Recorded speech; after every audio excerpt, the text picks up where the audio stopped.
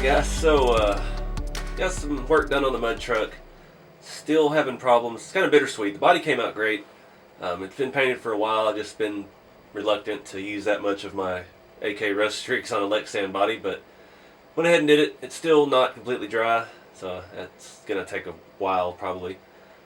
So we're just going to leave it for now. I did have the chassis running. I got it back together. I cannot find a drive shaft the right size to replace that wonky shaft from the transmission to the transfer case. So I greased it up and I put Loctite on all the hardware and thought I'd give it another try.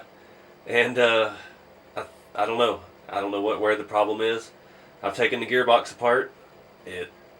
Everything in there is fine. Mesh on the gears is fine.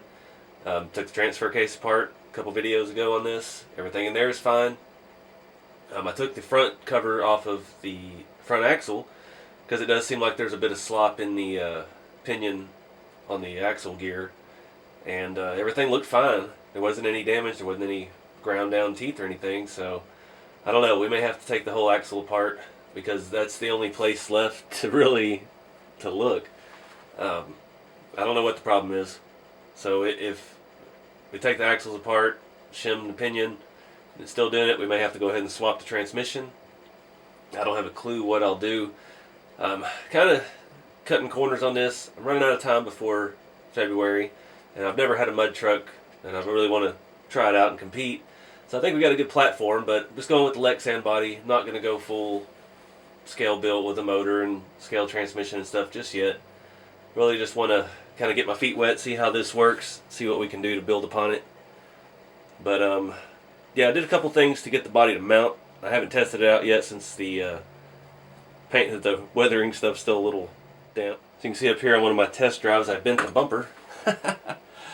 This thing is a rocket. Get that back out where it belongs. There we go. I didn't even scratch it up that bad. So the TFLracing has for the Bronco body, it had mounts all over the cage, and the closest ones I could find are right here in the front. And I'm gonna have to use some small, I think, what is that, 2.5 mil stuff that it came with, but they're gonna have to be long, so I'll probably put some spacers on the inside because there's probably a 1/4 inch or 1/2 inch gap in there. But I think that's gonna work. It looks like it has hood pins. No big deal. I'm really excited about how this finish came out. On the back side, I did have to cut the body for the roll cage. It's the only way to go about it, but I kept the back wall. The spare tire mount hinges right here, so we can either reinstall that or we can just put some pins through there and it'll help hold the body down. It sits on there pretty snugly right now, plus I notched the sides here for the tube and it fits tight and doesn't want to go anywhere, so we've got that going for us. You can see the other bars right there in the window. Actually worked out pretty well. Probably won't survive a whole lot of hits. See, it's already cracked up here just from me getting it on. But yeah, pretty happy with how it came out. I'm glad the window masking on the outside held. I don't have any bleed through or anything, any issues with that. Now I painted this, what did I do? Long time ago. I got this body. I think this was one of my prizes for Reader's Ride of the Month from RC Car Action. And I painted this on the outside with Lexan paint.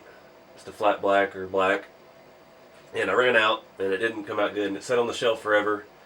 And then I came back and I don't know if I painted the whole thing white or I masked it separate, but I used regular like Rust-Oleum paint, so it may or may not stick. I'm hoping that the Lexan paint bonded with the plastic like it's supposed to, and then acted as a primer for the other paint to stick to.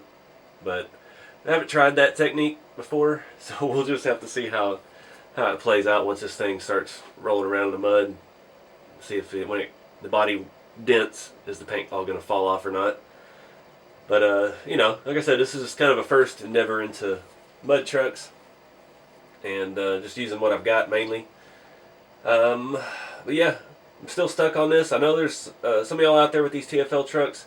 I've heard before that the transmission gears strip, but like I said, I've taken the transmission apart. All the gearing in it is good. The only place left to really tear into is the axles. So I don't know.